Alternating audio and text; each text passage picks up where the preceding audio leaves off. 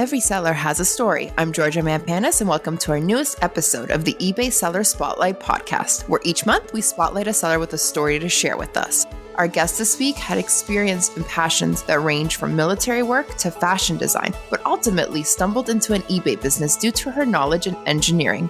Welcome, Shiri Zylberman. Thank you for having me here. So you're here on campus. Is it your first time? Yeah, it's my first time here in San Jose, in eBay campus, of course. 2 months ago, I got a phone call from Mickey. He's the marketing manager of eBay. He just called me and said, "Hi, Shiri, you won an award." An award? I don't remember submitting to any competition. But he said, yeah, you won an award. You are the Women Exporter of the Year. I said, wow. So a few emails, few meetings, and here I am in San Jose having this podcast with you. Let's start off by telling everyone about yourself. I'm Shiri. In Hebrew, it means my song. I'm married to Ayal, and I have 2 boys. Johnny, he's turning 13. He's going to have his bar mitzvah soon. And Diren, he's 10 years old. I live in Tel Aviv, and I run Alltest business. It's a business for trading in test equipment. I love jogging on the beach. I live near the beach. Oh, it must be nice. Yeah, very much. You should come to Tel Aviv. Oh, I'm dying to go. It's on my bucket list. I'm inviting you now. And I love doing sport. I love sewing dresses with my grandma. She's 92 years old. And lately, I have a new hobby, DJing. I DJ for my family and friends here and there. Are you available for hire for an upcoming event? Yes, I love it.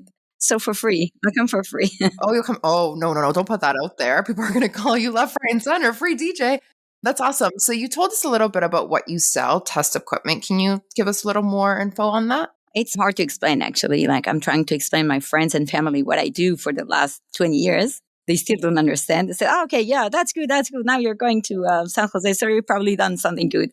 I'm trading, actually. I'm trading test equipment. Test equipment is the equipment hardware engineer use in the developing process of ASICs or, the green boards. You're familiar with that? They use it, and that's what I sell. I sell new test equipment and used test equipment, refurbished. I also do rentals, trade-ins. We have also lab for repair and calibration. And lately, we also have the leasing option for test equipment. We're a one-stop shop for test equipment. That's not through eBay, though, the leasing portion of it, I'm assuming. No, but a huge part of it is the secondhand, and eBay really helped us to go global. Awesome. And when did you start selling? Selling in 2007 when I established my company. How did you get involved with this? Reselling, renting equipment in general? Yeah, that's weird, actually. How did I get to test equipment or to engineering at all? I always thought I'm going to be a fashion designer. I really love fashion. And then when it comes to, signing to university, so I said, I'm going to be a lawyer. And then a few days before, I told my mom, listen, Mom, I want to study math. She said, what are you going to do with math? Go to engineering. I said, what? What is that? What is electronic engineering? She said, oh, that's good. That's a profession. Go ahead. I graduated electronic engineering, and this is what I did for the last 20 years. And this is my life, test equipment, engineering, developing hardware and software. And it was around me, and I always seek for opportunities. And I saw the opportunity to trade test equipment. And this is how I started the business, actually. And what were you doing before that? I was a flight attendant. A flight attendant. Very different. Yeah. After the army. Oh, in the army. Yeah. After high school in Israel. So you go to the army for 2 years, women 2 years, and men for 3 years. I went to 2 years. Afterwards, I started studying at the university. But meantime, in parallel, I started working in the high-tech field. I was a software engineer. I developed embedded systems, and then hardware engineer and hardware verification engineer. Then I really like people, and I like talking to people, and I like things to happen, not, to sit along with the computer. So I looked for another job in marketing or sales, but nobody really wanted to hire me because I had no experience in that, only in engineering. So I started from the beginning, from the QA. I started do a QA testing. Then I found myself as a project manager. Then I moved to company named, it's one of the biggest companies for testing now. I moved to Alltest. I met my husband there. I've developed the hardware division of this company. Don't ask me how. I don't know how, really. I was an engineer, so nerd, and, life full of surprises, really. Don't know how, but it happened. Like, I really see what's in front of me. I don't miss it. So maybe that's the thing. But I never thought I'm going to run a business. That's not me. So I moved to Qualitas. I was a biz dev over there. We established a company also in the Netherlands and also in the US with my husband. When I got married, I said, okay, now I need to run my own business. And I started the Alltest. Did you ever move to any of the countries you kind of helped grow the company in? Yeah, of course. I moved to the Netherlands. We used to live in Amsterdam for a year and a half. Yeah, that's so different from the States and from Israel. It's different. It's fun. Nice experience. Nice people. And every weekend, we went all over Europe, road trip. It was nice. And also we moved to the States. Where in the States? To Queens, in New York. Yeah, very different. Very different. My favorite city. Is it your favorite? After Tel Aviv, yeah. It's probably my favorite city too in the States. It's really hustle and bustle. I love it. There's always something happening there. Exactly. I've been there 2 months ago with my kids. We went into Times Square around 11 p.m. My son, Johnny, he's 13, I told you. He played chess against one of the people just there in Times Square. And he won. It was shocked. 500 people around. It was 11 p.m. at night in the middle of Times Square. It was awesome. Oh, I love that energy. That's so much fun. Yeah, it is. A day before he lost at the Bryant's Park, but then he bought a book. He studies few moves and then he won. How do you remain knowledgeable about the products and their resale value? That's what I do. Yeah. I live and breathe test equipment every day. I also sell new test equipment. So I'm familiar with new products, with the new technology. I need to stay aligned all the time. Okay. That's what I do. That's what I sell. Regarding the price, in the secondhand, it's not only test equipment. Think about cars, think about secondhand clothes, everything. The price is determined by the buyer. You can ask for whatever you want, but if you don't have a buyer, you won't sell it. So it's worth nothing. So there's a nice feature in eBay actually for a complete listing, and you can check it out and you'll see for how much it sold lately. And then you can calculate the price. So you mentioned eBay. You can see how you can calculate the price. So how big would you say your business is on eBay? How big? I don't know. I just won the award, the Exporter of the Year. So it must be big. Yeah. What do you mean, how big? How many listings would you say you have? It's a very nice portion, though. It's a portion I like. It's a portion that's rising every month. And even lately, the word appreciate more and more refurbished and secondhand. Mm-hmm. So it's really rising. And more than a seller, I buy a lot on eBay.